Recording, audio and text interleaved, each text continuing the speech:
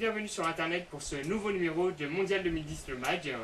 Toujours en compagnie de Damien Desroches et de Julien Bourven. Salut Ludo. Comment allez-vous messieurs? Oh, ça va. Salut Damien. Ça va, vous allez tout ça?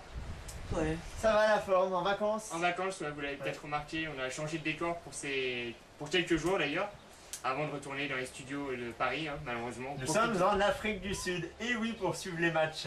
Ouais. J'aime bien avec ton soin, ça fait Gilbert Montagnier. Bon allez, on avance.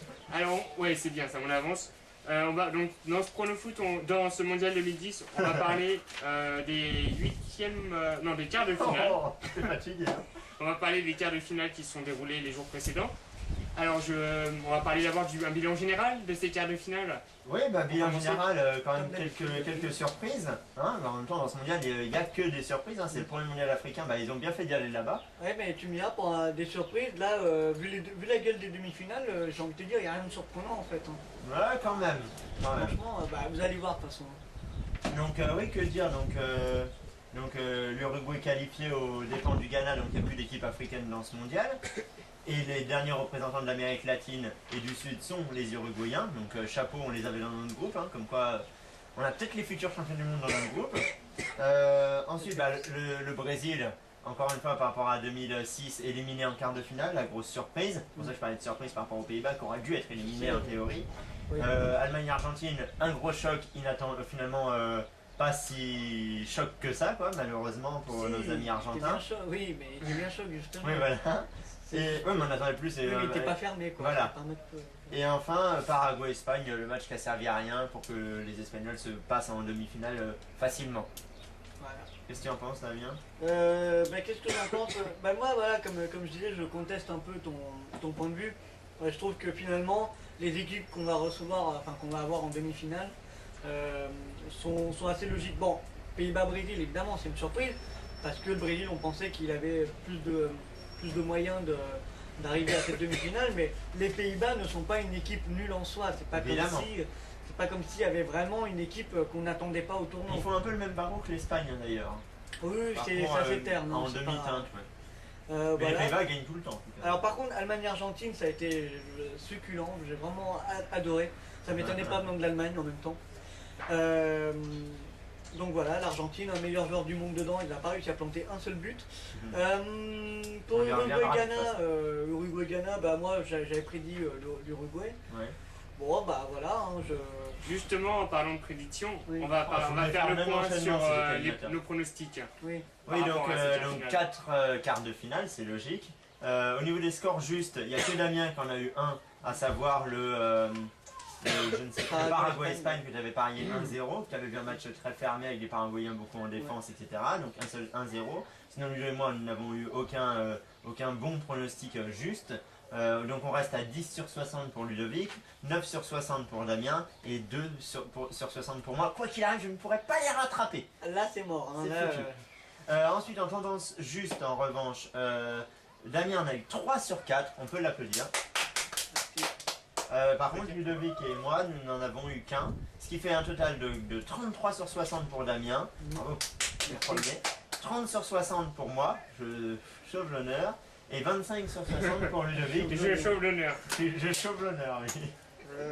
Voilà. Sinon, que dire? Donc, il y a eu 133 buts en tout depuis le début de ce mondial. Il y a eu 3 matchs qui se sont terminés à issue normale dans ces quarts de finale, c'est à la 90e minute. Et un match qui s'est fini au tir au but. Il y a eu 10 buts en 4 matchs, ce qui fait 2,5 buts par match. Voilà.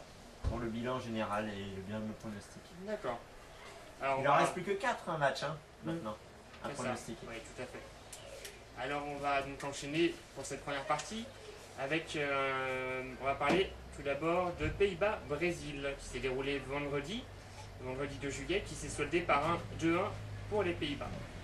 Ouais, justement, par rapport à nos pronostics, grosse surprise, hein, personne de nous trois n'a eu le bon pronostic et la bonne tendance. Pays-Bas-Brésil, que dire sur ce match finalement, le Brésil a été beaucoup moins percutant qu'on le pensait, même si Robinho a ouvert la marque à la fin de la première mi-temps. La deuxième mi-temps donc a été pour les Pays-Bas. À la 10e minute. À la 10e minute, oui, pas à la fin de la première mi-temps. Pardon, oui. Non, mais je veux dire, à la fin de la première mi-temps, le Brésil menait, quoi. Ce que je veux dire. Donc voilà, et puis finalement, ça s'est complètement renversé en deuxième mi-temps. Voilà, j'ai trouvé ça surprenant, mais en même temps, voilà, je trouve ça bien parce que les Pays-Bas n'est pas une petite équipe. Et puis comme elle n'a pas encore d'étoile, finalement, Il pourquoi faut pas. dire que les Pays-Bas étaient dans un groupe facile et le Brésil dans le groupe de la mort. Oui. The Group of the Death. Ah, bravo! Là, il est beau, là, il est... Et donc, oui, que dire de plus? Effectivement, tu as tout résumé. Il y avait 1-0 à la mi-temps. La première mi-temps était totalement brésilienne, comme on a pu le voir, ce qui a permis donc le but de Robinho à la 10e minute. Mais en revanche, l'équipe néerlandaise s'est revigorée en deuxième mi-temps. Elle était plus sûre d'elle, plus ambitieuse, plus d'action, ce qui a permis du coup de marquer ces deux buts donc de Snedger qui fait un doublé à la 53e minute et à la 68e minute. Il y a eu 2 changements pour le Brésil, un changement pour les Pays-Bas, c'est assez rare pour le souligner tout le monde n'a pas fait ces 3 changements. 15 tirs pour le Brésil, 11 pour les Pays-Bas, 8 corners pour le Brésil, 2 fois moins pour les Pays-Bas, 4 cartons jaunes quand même pour les Pays-Bas, donc il y a peut-être danger dans la demi-finale qui va venir pour certains joueurs. 1 pour le Brésil, 1 carton rouge pour le Brésil aussi. Et 51% de possession pour les Pays-Bas, 49%, donc chacun a eu sa mi-temps, c'est ce que peut exprimer la possession. Voilà. Donc, chose à dire, Pour revenir à ça, le Pays-Bas-Brésil, effectivement, c'était la première mi-temps plus dédiée au Brésil. Et là, à partir de la deuxième mi-temps où le Pays-Bas a ouvert le score, là ils sont déchaînés. C'était vraiment un excellent match à regarder. Ouais, c'est ça, égalisé, excuse-moi. ouais, non, Il a dit quoi? non, il a dit ouvert le score alors qu'ils ont juste égalisé. Ouais. Et du coup, c'était un bon match à regarder parce qu'il y avait vraiment beaucoup d'action, ça bougeait bien. C'était comme l'ont dit certains, je sais plus c'est quel commentateur qui l'a dit, c'était un match au moins de demi-finale, ça valait au moins ça. C'est vrai. En même temps, l'affiche était pour ça. Donc effectivement, moi je suis assez déçu que le Brésil soit éliminé. Mais j'aime bien cette équipe des Pays-Bas. Mais bon, symboliquement j'aimais bien le Brésil. Mais bon, c'est fichu. Hein. Ronaldinho ont peut-être manqué, je ne sais pas. Oui, voilà, non, après, voilà, le Brésil n'est pas passé. Bon, ça paraît étonnant comme ça, mais. C'est pas la première fois, hein. Il y a déjà eu 2006, ils ont voilà, tiré les enseignements. Ils ont joué contre les Pays-Bas, c'est pas comme s'ils avaient joué contre la Corée du Nord. Effectivement. Je vous propose de nous retrouver tout de suite après pour la seconde partie de Mondial 2010 le MAG avec le débriefing des 3 autres quarts de finale. A tout de suite.